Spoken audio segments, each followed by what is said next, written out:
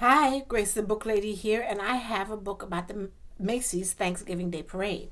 It's called Millie and the Macy's Parade by Shana and Brett Helquist.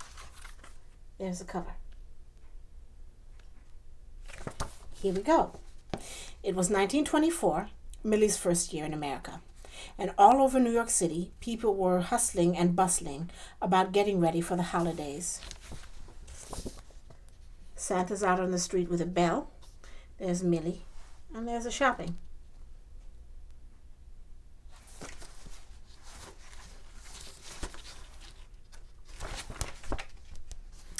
At the center of all the hubbub was Macy's, the great department store where Millie's papa worked. And watching all from his private penthouse was Mr. Macy. Papa said Mr. Macy was just about the most important person in America, next to the president, of course. And Millie was inclined to agree. She visited Mr. Macy's store every day after school, and it was like a giant present waiting to be unwrapped. Mr. Macy in his office.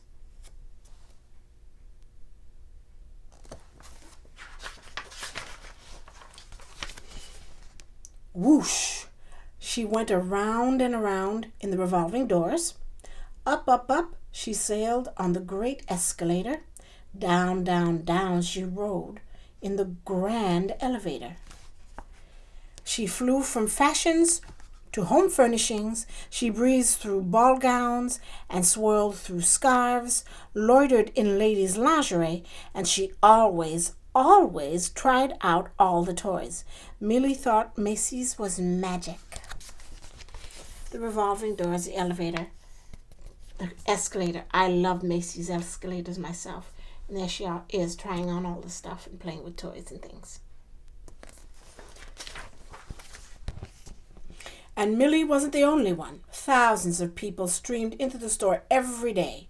Most of them took one look at the trinkets and the treasures and the glamour and the glitter, and they said the same thing. Gorgeous. The Macy's counters.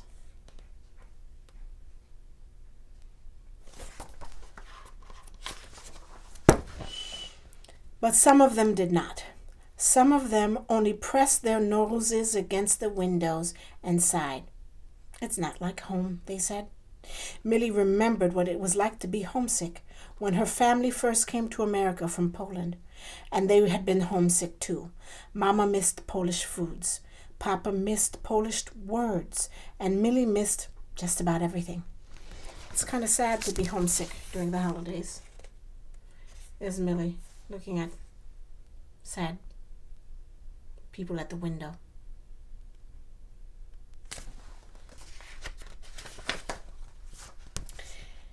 But after many months, Millie's family was starting to get used to America. Mama was finding places to buy Polish foods and sometimes trying American foods. Papa was learning the new American words. And at Macy's, Millie was pretending to be a princess and was making all sorts of American friends in the process. There they are trying hot dogs. And there Millie is pretending to be a princess.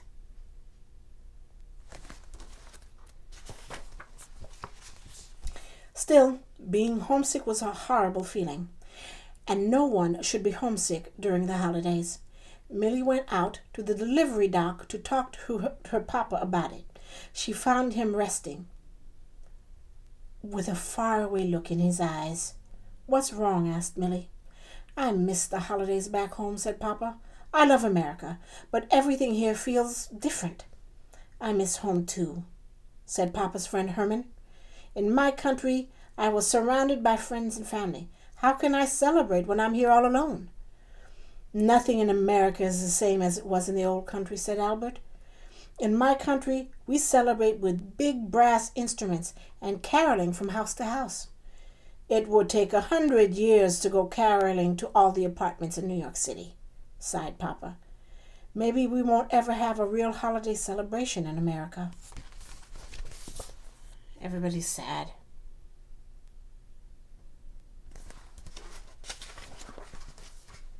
Millie looked from one sad, drooping face to another. And that was when she had her idea. The most marvelous idea a little girl ever had. All the sad faces.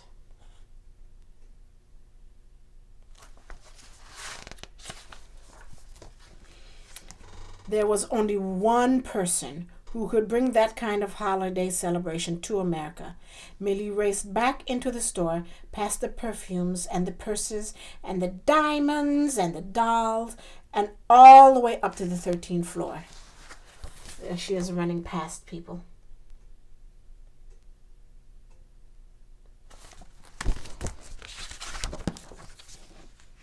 At the top of the escalator was his door. Millie pushed it open a crack. Inside the office, Mr. Macy was pacing back and forth. "It's almost Thanksgiving, and Christmas is right around the corner," he grumbled.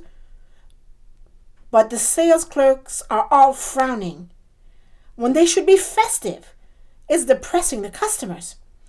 Mr. Macy's assistant, Mr. Snidely, snickered. "Maybe we should fire him." There she is cracking open the door. And there is Mr. Macy pacing.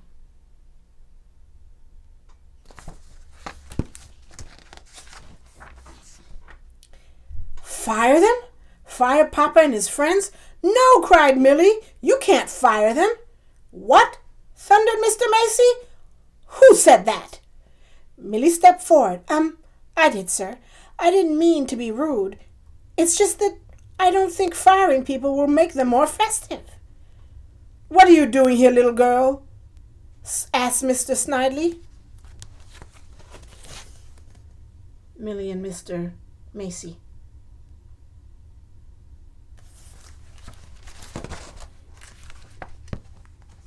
Millie gulped. Then she told Mr. Macy and Mr. Snidely all about Papa and his friends and the holiday celebrations back home. Said Mr. Macy. "Homesick, you don't say. I've been homesick myself before. But still, how can we cure homesickness?"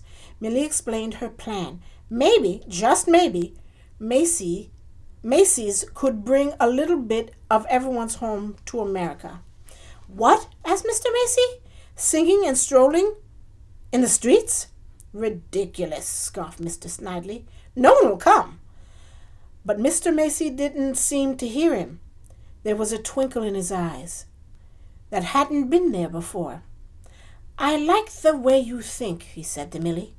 The next day, there was a sign posted at Macy's.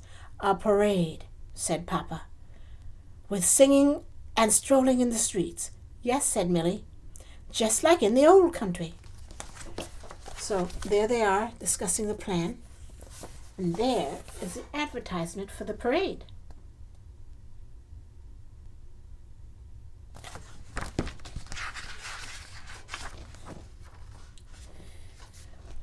Soon word began to spread. "Say, kid," whispered Flossie at the Follies, "did you hear about the parade on Thanksgiving?" "Gee whiz, that sounds swell," Trixie answered between kicks. "What's this about a holiday parade?" asked Mr. Rockefeller at breakfast. "Should we buy it for the children?" "I don't think the parade is for sale, dear," replied his wife. "But if the Vanderbilts are going, we'd better go too." The showgirls are kicking and talking, and the Vanderbilts deciding whether they should buy the parade or not. Or the Roosevelts, sorry.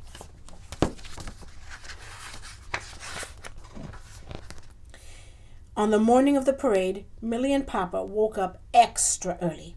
They dressed in costumes that Mama had made for them. "I'll be watching from the sidewalk," she said as she waved goodbye.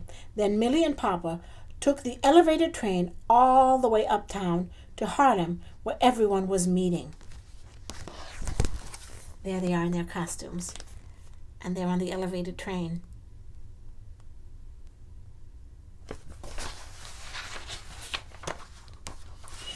When they got there, the streets were filled with people. All the Macy's workers were dressed up and ready to march. "Let's have a parade," shouted Mr. Macy. All at once, Cowboys and clowns, knights and sheiks began marching down the street. A band played a polka, and Papa and his friends sang and strolled just as they had in the old country. So there's kings and cowboys and clowns and Humpty Dumpty, I think. Ready for a parade.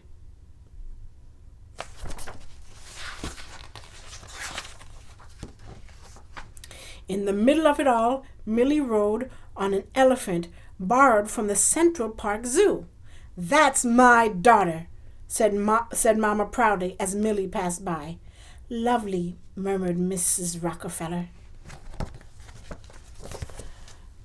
Mama pointing at Millie, and Millie on the elephant.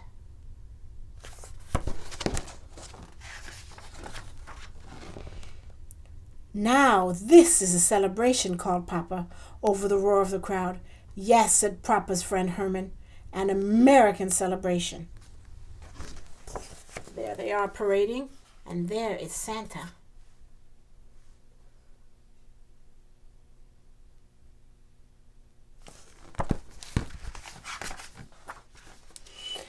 Everyone agreed that the parade was a huge success.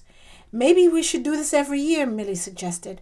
"Well," began Mr. Snidely, "I hardly think—" Mr. Macy's gave him a sharp look. "Yes, Millie," finished Mr. Snidely meekly. "Marvelous idea, Millie." And that's how Millie and Mr. Macy started a new holiday tradition. It looked a little like the old country, a little like America, and a little like something entirely new. Who would have thought that one marvelous idea could give so many different people something to celebrate together? And there they are. And that was Millie and the Macy's parade. I hope you enjoyed it, and I hope on Thanksgiving you watch the parade and have a good time, and I will see you soon. Bye.